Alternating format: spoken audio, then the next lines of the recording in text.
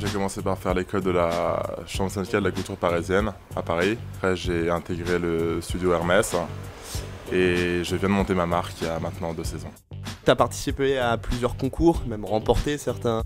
Ouais, il y a eu le concours de Kobe qui était un concours en collaboration avec des Japonais. Il y a eu les trophées Saint-Roch. Plus récemment, il y a eu le festival de Dinard où on a remporté un prix dans un financement, donc un stand. Donc c'était vraiment le début de l'histoire. La façon la meilleure de se faire connaître, c'est par les concours, et je pense que je vais encore m'y présenter comme je pense que la prochaine étape, c'est le festival de Hyères.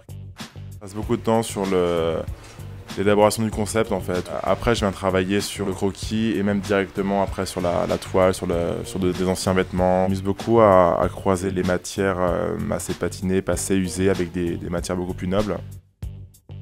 L'art pauvre, c'est vraiment aller prendre des éléments qui sont oubliés, qui sont limite bons à jeter, et venir les réutiliser et dans quelque chose de finalement plus luxueux. C'est quoi l'idée directrice de cette collection pour l'hiver 2008-2009? Toute l'idée en fait est sur le vêtement suspendu. En fait, c'est parti d'une gravure du 19e. En fait, un aristo face à un clochard. Et en fait, moi j'ai essayé d'imaginer une sorte d'échange de vêtements entre ces deux personnes. Et ça se voit dans ce genre de pièce où tu vois, tu vas avoir le blazer de l'aristo qui vient se greffer sur quelque chose de plus patiné, de plus ancien. Pour les cotons par exemple, il y a beaucoup de teintures artisanales qui sont faites, comme ça, qui ont un effet assez patiné, assez vieilli, et que je croise après avec des très beaux lainages assez précieux. J'aime pas trop en fait suivre les tendances. C'est assez varié. Les pantalons sont toujours dans l'esprit un peu jodhpur, un peu serré sur la jambe et plus ample à la hanche. Là, c'est un pantalon qui est en 2 parties et on a un deuxième pan là, qui est par-dessus et qui donne justement cet effet un peu jodhpur.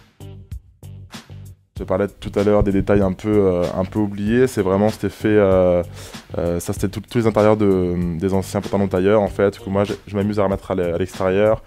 Je vends aussi avec ce pantalon un accessoire de chaussure qui est pareil, qui a ce côté assez patiné. Tout ça c'est des teintures assez artisanales faites main.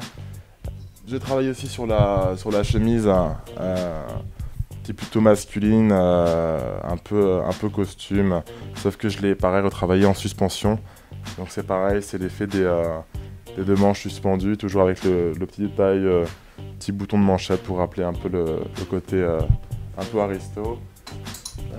Pareil pour le gilet, ça c'est un gilet qui est retravaillé à l'envers en fait, c'est un gilet qui est venu se basculer. Là on a normalement le dos et le devant qui maintenant vient se mettre en bas, toujours avec une teinture qui est volontairement comme à l'époque, quoi, ce côté un peu usé, patiné par le temps.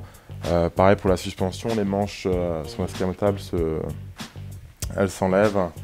Les chapeaux, c'est un peu la même inspiration, toujours dans le détournement. Là, c'est un chapeau qui est travaillé avec aussi une découpe saharienne en fait, qui vient se mettre sur la nuque. Ça se porte aussi en fait en sac, tu le mets en bandoulière. Il y a toujours une idée en fait derrière un fil conducteur. Tu proposes aussi une ligne de bijoux. J'ai fait en fait remouler des cadrans de lunettes des années 50 pour venir les assembler en maillon en fait. Là c'est aussi un assemblage qui s'approche du vêtement. C'était les galons qu'on avait sur l'école d'officiers de l'armée française. Donc là c'est vraiment la pièce maîtresse de la collection accessoire. C'est le croisement du vêtement et du bijou en fait. Ça part de bretelles masculines que moi je suis venu en fait retravailler en collier de la chaîne et différents éléments de bijoux. Et donc où est-ce qu'on peut trouver toutes ces pièces? Alors les bijoux, tu peux les trouver au 66 sur les Champs-Élysées, chez René Mancini bientôt pour la saison hiver. Et après c'est beaucoup à l'étranger. Moi j'ai beaucoup commencé avec le Japon, avec des concept stores comme Bakeroos, Adam Europé qui sont maintenant des clients assez fidèles pour nos collections. Et puis après ça se situe aussi à l'étranger sur l'Italie, sur la Grèce, sur la Chine et sur d'autres pays. Bon bah Baptiste, merci beaucoup. Merci à toi.